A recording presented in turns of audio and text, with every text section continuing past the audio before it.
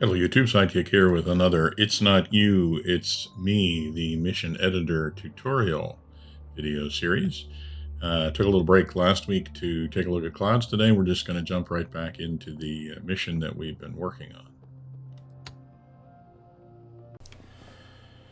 Okay, here we are back in our mission. Things have changed a little bit. We've got two SU-25s there, and we've got the convoy there, but one of the SU-25s is on the runway because we were using it for doing testing with the clouds. But I think that's okay. So we've got it set to high clouds, high scattered 3, which is the one that has the really high clouds, so that won't get in the way. And so I think maybe what I will do is I will just hop right in the SU-25 that's on the runway, and we'll go out and fly, and we'll show that we in fact can fly a mission where we've got the target moving around. And one thing I have to do is set it back to client or player so I can actually fly it. There's the SU-25T. He's happy on the runway or on the ramp. So yeah, we'll just take the SU-25 out for a quick spin and see what our mission looks like with the moving convoy.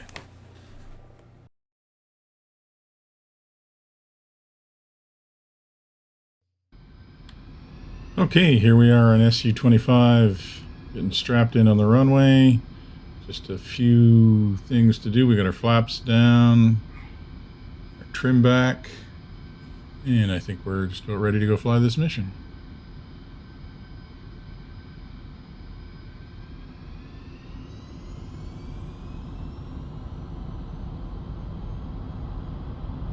And we're rolling.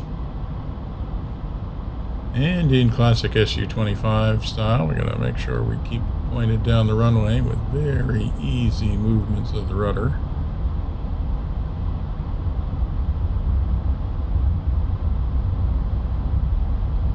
Well, it sure is a lovely fall morning here at Mozdok. I can definitely say that I noticed the difference in lighting from when we started making these missions in version 2.6, version 2.7. It's just a whole different ball game when it comes to how DCS looks.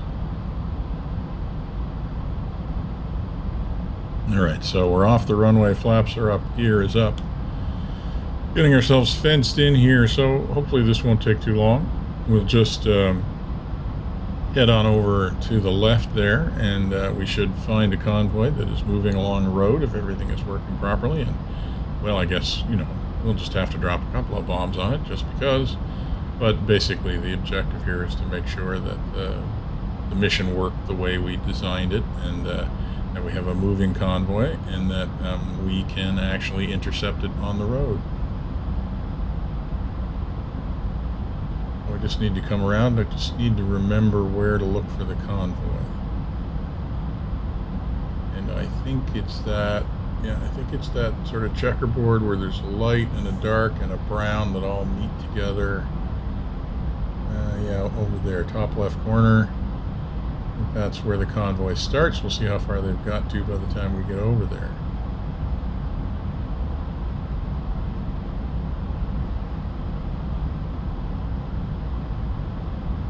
Wow, the lighting really is impressive in DCS 2.7.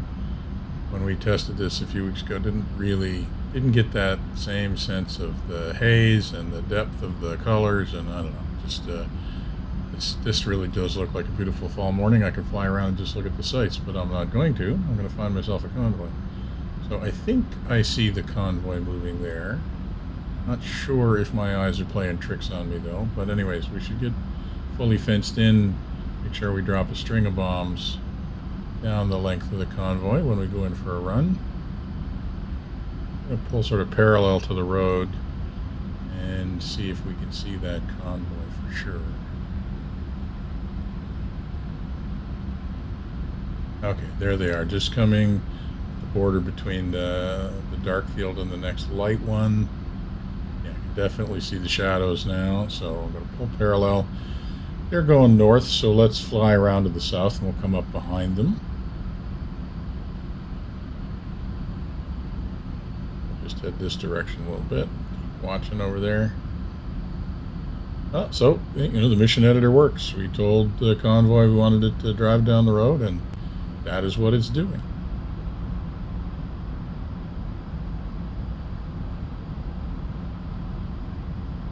Won't have to go as far as I thought because they're actually moving at a fairly good turn of speed.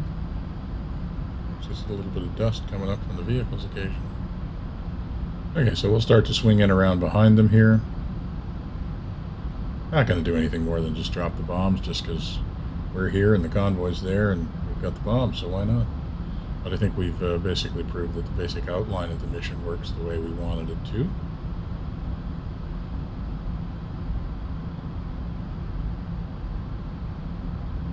Just a little bit farther here, pulling around. Keep them in sight. Start bending around in behind them. You can never get too much practice dropping bombs anyways, right? We got our laser designator on.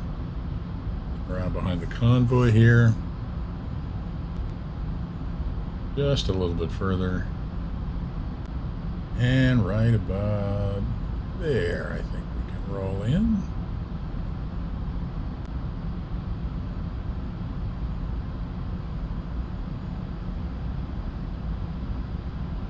And now we're coming up behind them. We just got to get lined up.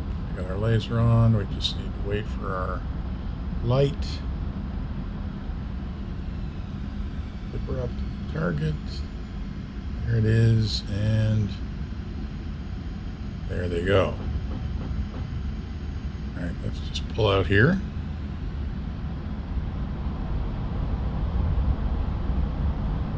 Just pop out, take a look behind. That looks like it was a successful drop. I'll just go around the corner here and just come back and take a look from the cockpit, see what it looks like.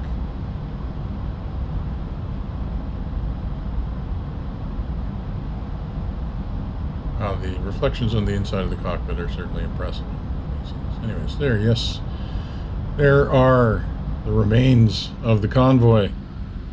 So I would say that that was a success. Looks like the mission is playing out about the way that we had designed it to. You can see the convoy had actually traveled quite a distance before we intercepted it. So the convoy moves on the road, we find it on the road, and then we get a chance to attack a moving target. So I'd say this mission is working. Okay, so here we are back in the mission editor. What should we do next?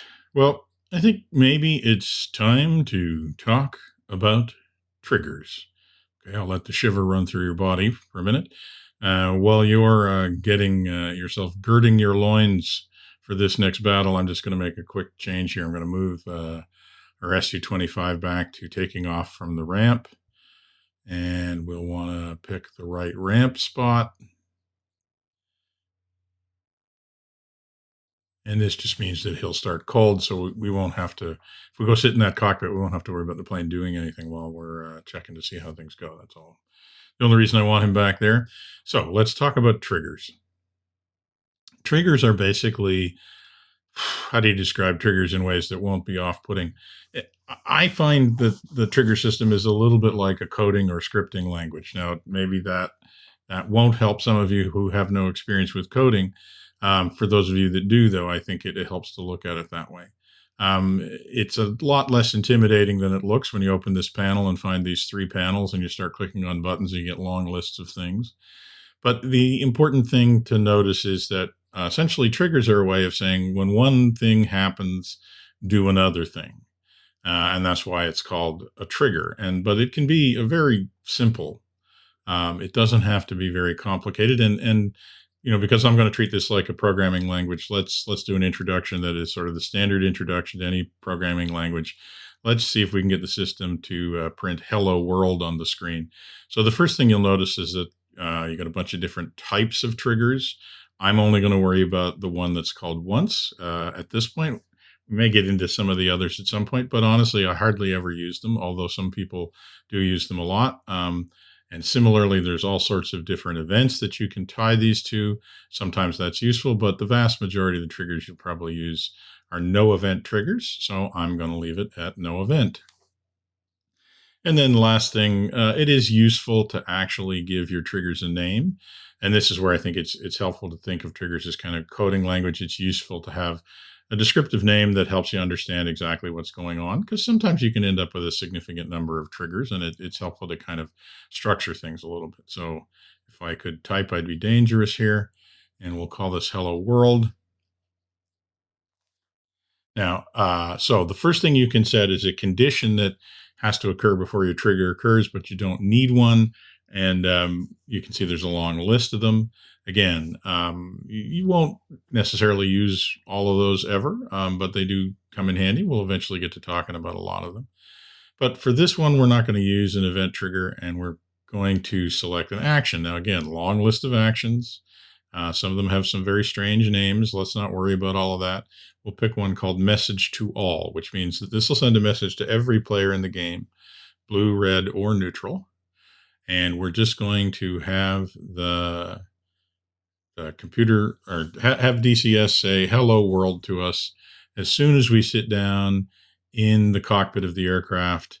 And as soon as it starts checking events, which takes a little while, it should print a message on the screen that says hello world, and it should stay there for 10 seconds. So let's go see if it does that.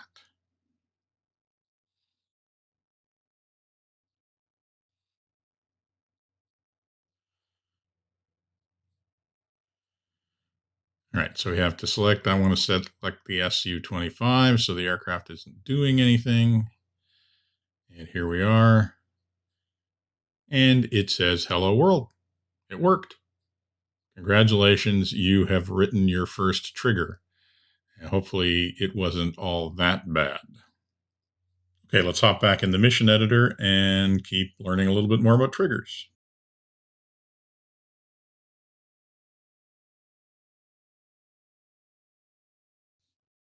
Okay, so we know we can make a trigger that works, but we didn't have a condition on that trigger. So let's just put in maybe the easiest condition we probably could. So we'll select it, we'll click new, and then what we'll go down is we'll find there is a condition called time more than, or time more. And so it's actually good practice when you have stuff that starts in a mission, because DCS kind of has a variable amount of time it spends getting sort of into the game. Sometimes it's useful just to pause for a couple of seconds and make sure you don't start trying to do things until the game is well and truly started. So this is actually a thing that people do. So this time we're going to wait for 2 seconds after the game starts, and then we're going to write hello world, and we're going to write I have been waiting, and that's just so we make sure that we see that this is different than the last time. So as per usual, always save the game whenever you've updated the triggers, and then we'll go back in and see what it looks like.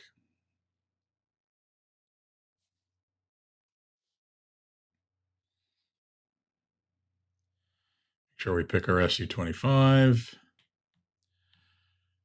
And here we go. And oops, my track IR needs to be reset, but you can see we get our message that says hello world.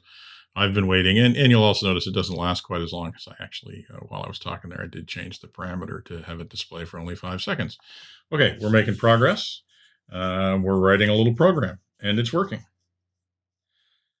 Now, none of this is particularly useful, but I'm not trying to make a useful mission. I'm trying to just show you how triggers work and that they're really not as bad as you might think. And before we start doing anything useful with them, there's just a couple more sort of esoteric points we need to look at. And the first of that involves how the trigger system really isn't like a computer language. One of the main ways in which it's not really like a scripting language is that the execution of the triggers is not sequential, or it's not guaranteed to be sequential. If you were writing computer code, one statement follows another, and it can't be any other way. With the triggers, DCS is checking them all the time on some kind of cycle, and there isn't actually any guarantee that they will execute in any particular order. They often execute in the order that they're written, but they don't have to.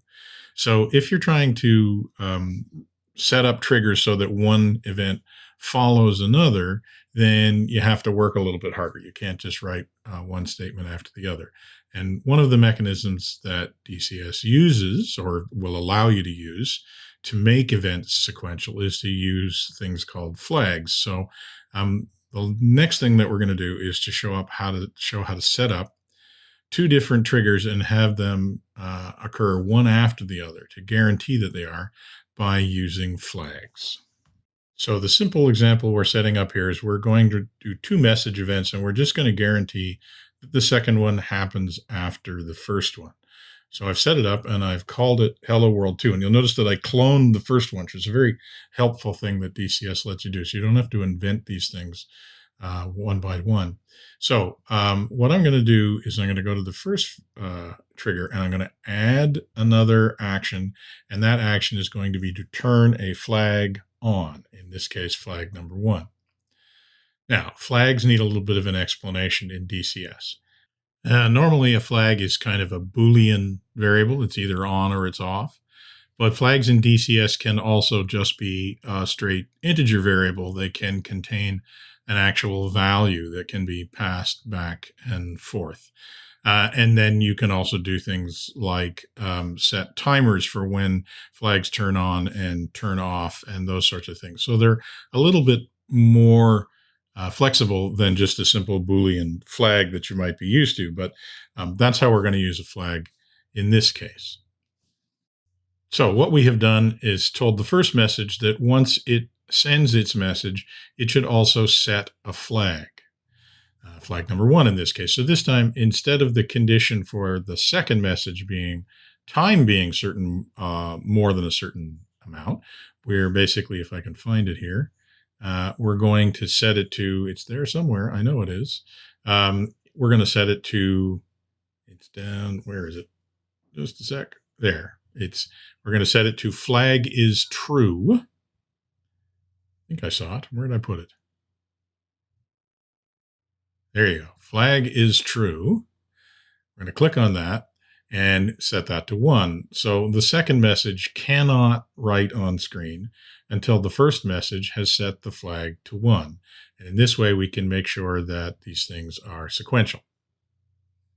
So all of which is a fairly lengthy way of saying you can treat triggers essentially like sequential events. You just have to work at it a little. But that can get important when you're going into trying to script a mission and make sure that it goes the right way. So it's an important thing to know how to do. Anyways, let's save the mission and let's go fly it. And let's see if we can get our messages to print one after the other.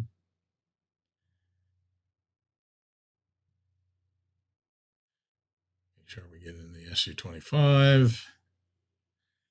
And wait a couple seconds for the timer. And in fact, we get the message one after the other. Okay, so we can make that work. Okay, well, this video is already up to almost 20 minutes, but I do want to actually do something useful before we go with the trigger.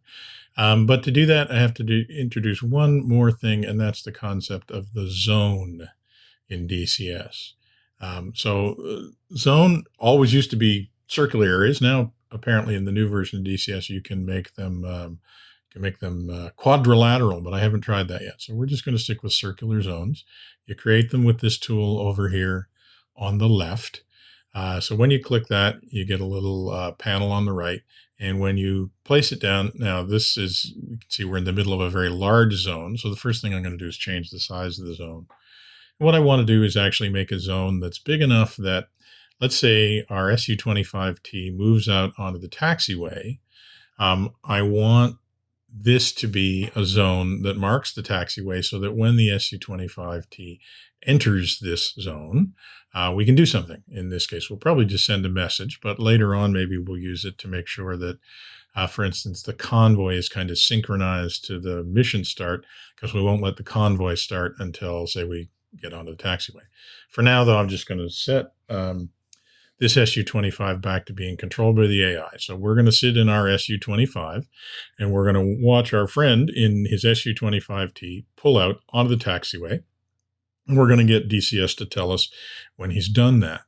Now, in order to do that, I have to add a waypoint. He has to actually have somewhere to go, or he won't taxi out to the runway. It doesn't really matter where it is. I think I'll put it out here. Okay, so he's going to taxi out, And what we want to do is set up a trigger that tells us when he has entered the taxiway. Oops. Mission editor funnies. I got to actually click away from that without using my right mouse button. Okay, let's just go straight to the triggers. So we'll go to the trigger. So instead of, we have our first event. Basically, says we're started. Well, let's change that up a little. Tired of seeing hello world. Let's call that good morning commander this time. Always nice to welcome the player to the mission. So this time we're going to delete that original message, and this time we're going to add a new one that basically will tell us when the AI SU-25T has entered the taxiway. So it's going to be a no event. So there isn't any particular event that it's tied to, but it will have a condition set. So we'll call it SU-25T taxi. So we know that the SU-25 is taxiing now. The condition that we're going to use in this case. Now we could use all of a coalition in zone. Maybe there's a bunch of different ways that you can test to see if units are in a zone. I think what I'm going to use is the part of a group in zone. I could use all of a group in zone because this SU-25T only has one unit, but what the heck. So it's aerial 1, and the zone that we want to test to see if it's in is taxiway, so that works. And so let's just go here and we'll just do this as a message for now. We'll do a message to all to the effect that the other plane has effectively left the building. Now, again, that's not really something that we need to know. Just using the message to show that, so that we can tell that the trigger has tripped. The last thing that we'll do in this little lesson is to show how we can use that trigger to actually make something else happen. But for now, let's just do this to prove that we can actually make a trigger that triggers when the other airplane enters a zone. So let's save the mission, and let's go out and fly and see what happens. Okay, here we are coming into the game. We're going to just go sit in our SU-25, and we should get the hello commander message after a couple of seconds, which we do. Then we can pop out of with the F2, and we'll just spin around so we can see the other jet. And he is moving, good. So he's headed for the runway. And as he gets onto the taxiway, actually, once he gets down the taxiway just a little ways, there, we get our message saying that he's taxiing. So we've now figured out how to write a trigger that actually comes on when a unit moves into a zone. So that's actually something maybe we can use. So let us use the awesome power that we have now learned that we have to do something actually useful. And that is, let's say that, we noticed that when we flew the mission, the convoy actually moves pretty quickly. If we were to hop in that SU-25T and mess around at all, the convoy might kind of get ahead of us. So why don't we do this? Why don't we set the convoy up such that it will not actually start to move until we are on the taxiway? So that way we'll know that it can't basically finish its route if we end up having a problem at the beginning of the mission or something like that. So to do that, the trick is we have to set it to late activation, which means that when the mission starts, that group is actually not going to be on the map or doing anything. So we set the convoy to late activation, and then we go in here and we take our trigger, and we can keep the message probably, but the one thing that we do want to do is to add an action and have that action. So we're going to click on new, and that action is going to be to activate a group. It's under group activate, and obviously we want ground 1 to be the group that gets activated. So when the SU-25T gets to the taxiway, the convoy should appear on the map and start to move. And why don't we just add a message to tell everybody that that's happened? These are obviously messages you probably delete if you were going to actually share this mission with folks. But this is, effectively like a debug statement, so you can actually see what's happening. Because as we all know, the mission editor does have ways of making things a little funny. So we'll also add, good practice. We'll add a flag. We'll call it flag number 10. So flag number 10 is the convoy is moving flag, and that may also come in handy at some point. So let's save it. And let's go fly it, see what happens.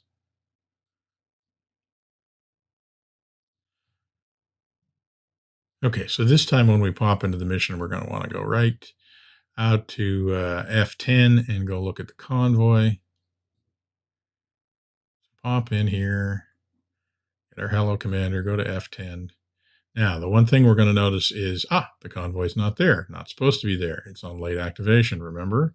So let's zoom into around where it's supposed to be, get myself sorted out. Remember, I can use the W key to move forward now. That's nice. Right around there, I think, is where our convoy is supposed to appear. So let's zoom in. Still haven't got the message that, there it is. So we find out that the Su-25T is taxiing, and as he starts to taxi, the convoy appears, and the convoy starts to move. So it worked. Congratulations, you have now used the awesome powers of triggers and zones to actually cause something to happen in a mission when something else happens first. So that's probably going to wrap it up for today. The video is already a bit longer than I would really like it to be. So today we learned essentially the basics of how to use triggers, just how to write simple triggers, that they aren't things that need to cause us to run screaming into the night. And we learned how basically they're tied to a condition, and when that condition occurs, then you can specify a number of actions, and that's what a trigger is.